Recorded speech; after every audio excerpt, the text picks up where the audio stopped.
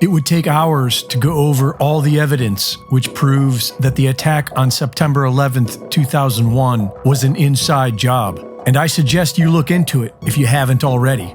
But to simplify the situation, all you need to do is look at Building 7. What some people still don't realize is that there were 3 buildings that fell into their own footprint that day.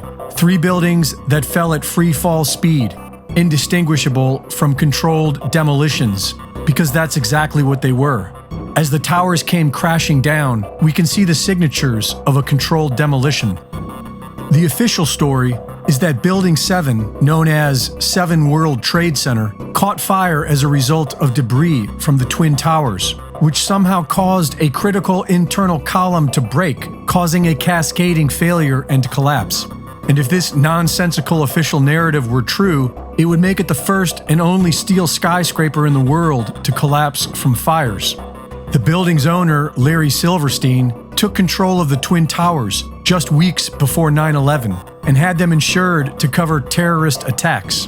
After Building 7 collapsed, Silverstein told the media that the decision was made to pull it, suggesting that the building was collapsed on purpose. I remember getting a call from the fire department commander telling me that they were not sure they were going to be able to contain the fire. I said, we've had such terrible loss of life. Maybe the smartest thing to do is pull it. And they made that decision to pull, and then we watched the building collapse. This implies that they somehow rigged the explosives that afternoon while the building was still burning, which is ridiculous, and so the media dismissed his comments and changed their story. There were several witnesses who reported hearing and feeling the type of explosions one would expect from a controlled demolition. You heard explosions, like boom! It's like a distinct sound. Big explosion. Blew us back into the 8th floor. Somebody grabbed my shoulder and I started running, and the shit's hitting the ground behind me. And the whole time you're hearing boom, boom, boom, boom, boom. So, I think I know an explosion when I hear it. Do you know if it was an explosion or if it was a building collapse? To me, it sounded like an explosion. The explosions were captured on video. You want to call your mother or something?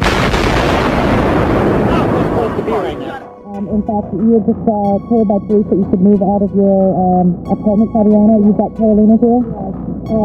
They advised us to leave because we had, oh my God. First responders were told that the building was going to be blown up. Keep your eye on that building as they coming down. The building is about to blow up. Move it back. We are looking back. There's a building about to blow up. And you guys knew this was coming all day.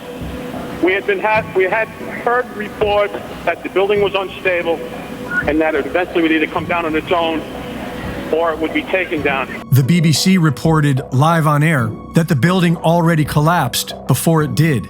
Television viewers could see it in the background, still standing. Ago was talking about the Salomon Brothers building collapsing, and indeed it has. Apparently that's only a few hundred yards away from where the World Trade Center towers were, and it seems that this was not a result of a new attack. It was because the building had been weakened. And the investigation never even investigated for explosives. The Republican White House then signed into law the Patriot Act, which allowed the next Democrat White House to target U.S. civilians as if they were domestic terrorists. And they amended the Defense Authorization Act, which allowed the next Republican White House to experiment on the American people with deadly gene therapy and nanotech vaccines. The same people who did 9/11 are pulling off the climate hoax and the deadly COVID shots. They run both parties of our government. Many have forgotten, and it's time to wake up before they kill us all. Reporting for InfoWars, this is Greg Reese.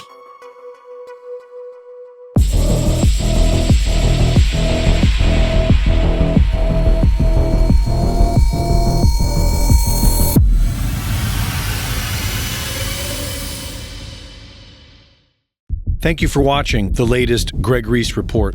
Be sure to go to reesereport.com To see my latest videos, sign up for my free newsletter, and subscribe for exclusive content. And be sure to support my sponsor at InfoWarsStore.com. In the early 1900s, certain companies were off-gassing highly toxic fluoride gases into the atmosphere. The surrounding communities began to get sick.